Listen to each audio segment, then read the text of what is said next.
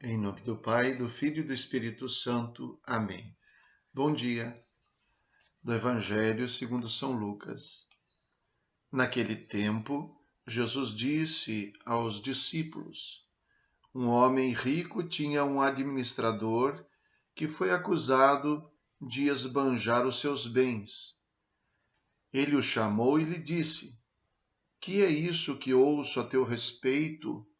Presta contas da tua administração, pois já não podes mais administrar meus bens. O administrador então começou a refletir: O Senhor vai me tirar a administração. Que vou fazer? Para cavar, não tenho forças. De mendigar, tenho vergonha. Já sei o que fazer para que alguém me receba em sua casa quando eu for afastado da administração. Então ele chamou cada um dos que estavam devendo ao seu patrão e perguntou ao primeiro: Quanto deves ao meu patrão? Ele respondeu: 100 barris de óleo. O administrador disse: Pega a tua conta, senta-te depressa e escreve 50. Depois ele perguntou a outro: E tu, quanto deves? Ele respondeu: 100 medidas de trigo. O administrador disse: Pega a tua conta e escreve 80. E o Senhor elogiou o administrador desonesto, porque ele agiu com esperteza. Com efeito, os filhos deste mundo são mais espertos em seus negócios do que os filhos da luz. Palavra da salvação. Glória a vós, Senhor. Os que estudam a Bíblia são concordes em dizer que o Senhor desta parábola não poderia ter elogiado a desonestidade do seu administrador, aquele que ele acabara de dispensar, que, na verdade, ele elogiou a capacidade do administrador de agir com esperteza. No que consiste esta esperteza? Para os estudiosos, tratava-se de uma convenção da época na qual um administrador de bens, como é o do Evangelho, não tinha propriamente um salário pelo serviço que prestava, mas que tinha o direito de cobrar comissão das coisas que ele administrava.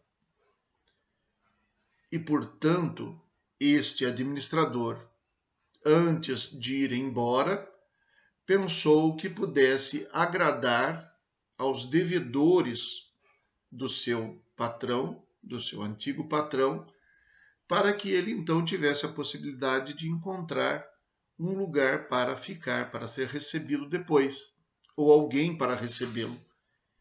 E a sua esperteza consistia em, na prestação de contas, abrir mão da sua comissão, daquilo que ele teria direito de receber. Portanto, abrindo mão de uma vantagem ou de um interesse seu em favor de um interesse futuro. Esta seria a esperteza desse administrador desonesto.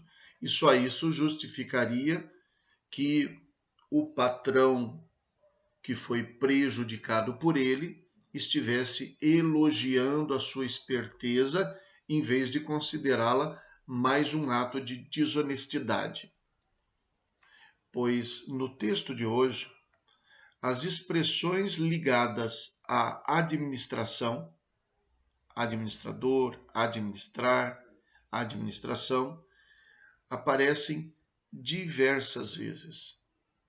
Pelo menos nestas variações, pelo menos 9 vezes aparece, se considerarmos todas. Administrador, administração, administrar. diversas vezes, pelo menos 9 vezes. E parece que esta palavra tem uma importância muito grande. A primeira delas, a primeira importância dessa palavra, está no fato de entender que todos nós somos administradores das coisas que nós pensamos ser donos. Que tudo é dom de Deus, que nos foi confiado, para que retamente nós administremos e para que entreguemos frutos. Da administração, Deus, que é o dono de tudo, espera que nós sejamos sinceros, honestos, que façamos o possível e o melhor com aquilo que recebemos. Portanto, entregamos frutos da administração para o dono de tudo. E também da administração, nós mesmos somos beneficiados, porque não há nada de desonesto em ter o ganho dos bens que nós administramos. Portanto, tudo que nós temos são dons e tarefas ao mesmo tempo. Dom e missão. Ou melhor dizendo, tudo que da parte de Deus é dom para nós, deve se transformar também em dom nosso para os outros. De graça recebestes, de graça deveis dar. A outra importância desta expressão, administração, administrador, administrar, está no fato da gente compreender o que significa administrar. Às vezes as pessoas acham que a administração consiste em gastar, pois a administração muitas vezes pode consistir em economizar. Administrar bens é até fácil. Administrar créditos é até fácil. O difícil é administrar dívidas. O difícil é administrar a escassez dos bens, porque isso leva ao que nós chamamos de economia, isso leva a uma capacidade de priorizar o que é melhor, o que dá para fazer, o que não dá para fazer. Este homem foi elogiado porque conseguiu administrar a crise na qual ele estava vivendo. Administrar, calcular. E agora, o que vou fazer? Vou perder a administração. O que vou fazer? Vou ter que trabalhar com os braços? Eu não sei trabalhar, eu sou fraco, não sei pegar na enxada. Não tem jeito, não vai dar certo. Vou pedir, mas eu já tenho uma vida de uma certa maneira construída, eu tenho vergonha. O que vou fazer? Vou administrar a minha saída, a minha demissão. No próprio ato da demissão, vou conseguir encontrar uma possibilidade, ainda que seja remota, uma possibilidade de poder ser aceito por um outro administrador. Mesmo que alguém diga, ele foi demitido lá porque ele roubou, mas alguém vai dizer, mas ele não cobrou a comissão e o meu negócio eu saí ganhando porque ele cobrou menos de mim. E ele fez com aquilo que ele tinha. Portanto, ele soube administrar. Soube administrar a crise. Nisso ele foi elogiado. E de uma certa maneira, neste elogio, ao final do Evangelho, encontramos uma crítica de Jesus. Crítica a quem? A nós. Com efeito, os filhos deste mundo são mais espertos em seus negócios do que os filhos da luz. Os que não têm fé sabem administrar melhor as suas coisas do que nós que temos fé. Mal sabemos administrar a própria fé, o nosso conhecimento.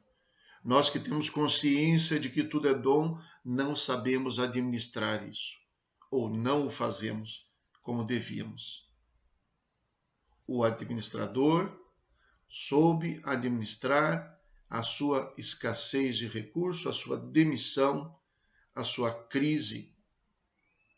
E nós, tantas vezes, não sabemos administrar a nossa vida com os inúmeros dons que nós temos.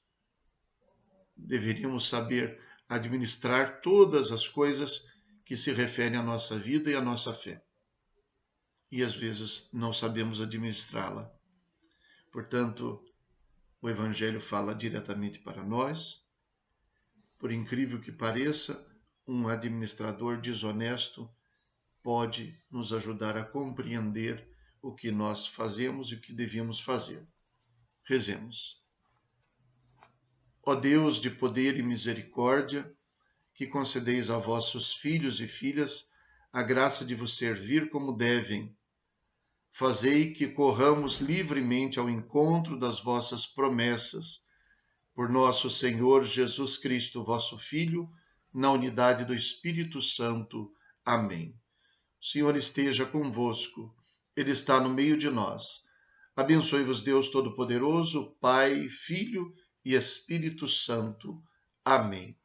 Bom dia, fiquem com Deus.